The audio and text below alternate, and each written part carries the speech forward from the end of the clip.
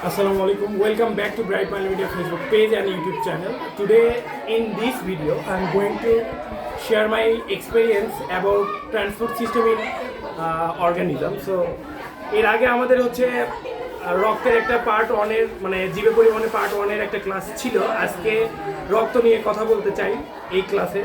So একটু আমরা দেখি যে এর আগে আমরা পড়ছি হচ্ছে উদ্ভিদের পরিবহন, উদ্ভিদের দেহে কিভাবে পরিবহন হয়, এবং আজকে আমরা জানবো যে মানুষের দেহে কিভাবে পরিবহন হয় এবং পরিবহনের মানুষের দেহে কি মানে প্রথম যে কথাটা আছে সেটা হচ্ছে রক্ত, এবং রক্ত পুরা মানুষের পুরো দেহে মানে হোল বডিতে কিভাবে ট্রান্সপোর্টটা হচ্ছে এইটা একটু জানবো। তার আগে আমরা রক্তের বেসিক ধারণাটা একটু ক্লিয়ার করতে চাই যে রক্তকে প্রধানত রক্ত আসলে কি। রক্ত হচ্ছে এক ধরনের তরল যোজক কলা বা অ্যাকচুয়ালি ফ্লুইড কানেকটিভ টিস্যু। এইটাকে প্রধানত দুইটি ভাগে ভাগ করা হয়, একটা হচ্ছে রক্তরস আর একটা হচ্ছে রক্তকণিকা। সো রক্তকণিকা আর রক্তরস, রক্তরসের মধ্যে থাকে প্রোটিন, আর প্রোটিনের ভিতরে থাকে হচ্ছে চারটি এনজাইম, যেটার নাম হচ্ছে অ্যালবুমিন, গ্লোবিউলিন আর ফাইব্রিনোজেন, তারপরে হচ্ছে আরও যে অংশগুলো থাকে, এবং তার সাথে থাকে হচ্ছে নাইট্রোজেন ঘটিত বর্জ্য পদার্থ যেমন ক্রিয়েটিনিন, তারপরে হচ্ছে আমাদের অ্যামোনিয়া, এগুলা যে অংশগুলো থাকে।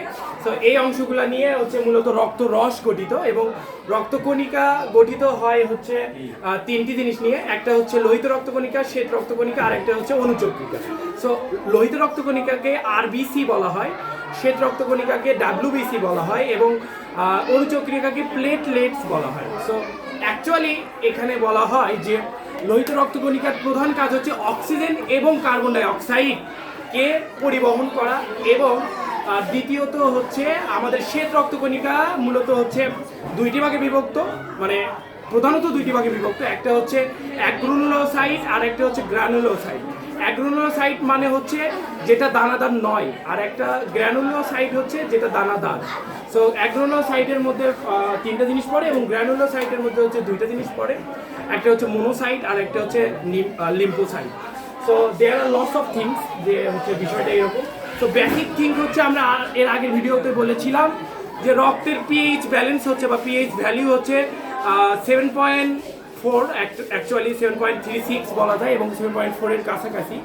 আর হচ্ছে আমাদের অ্যাকচুয়ালি রক্তের তাপমাত্রা হচ্ছে 36.8 ডিগ্রি সেলসিয়াস, বা হচ্ছে যেটাকে 40 ডিগ্রির কাছাকাছি বলা যায়। আর রক্তের হচ্ছে কেন আমরা রক্ত লাল দেখি, কারণ রক্তে একটা প্রোটিন থাকে যেটা হচ্ছে আয়রন দিয়ে গঠিত, যেটার নাম হচ্ছে হিমোগ্লোবিন, এবং হিমোগ্লোবিনের কাজই হচ্ছে রক্তকে রেড রিফ্লেকশন করা, এবং হচ্ছে রক্তকে লাল দেখার প্রধান কারণ হচ্ছে হিমোগ্লোবিন। সো এই ভিডিওতে আমরা রক্তের বেসিক ধারণা জানলাম, এবং পরবর্তী ভিডিওতে আমরা হচ্ছে রক্ত কিভাবে হার্ট কিভাবে চলাচল পুরো দেহে করে সেই সম্পর্কে আমরা জানবো। ধন্যবাদ সবাইকে, আসসালামু আলাইকুম।